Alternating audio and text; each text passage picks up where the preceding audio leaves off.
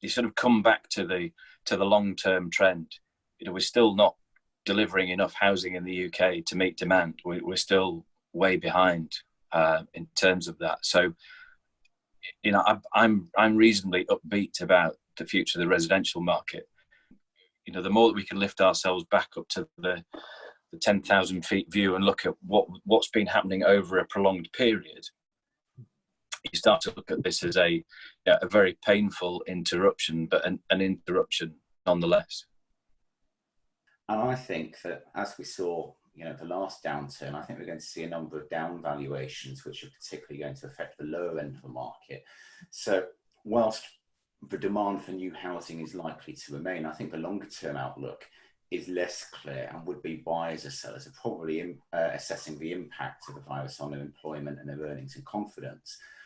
But there's probably going to be a possible rebalancing where I think buy-to-let investment is going to plug the gap now, where people have got the money and they're not reliant on high LTV mortgages. You've got these competing challenges of the economic uncertainty a lot of people are in, but equally for the large number of people who have been confined to their home for a significant period of time, and if they were already thinking that it wasn't suitable for them for whatever reason, their desire to move, you can only imagine, has gone significantly higher than it was at the beginning of being enforced to stay in that house for the last 10 weeks or so. So I do think there's probably some pent-up demand from there.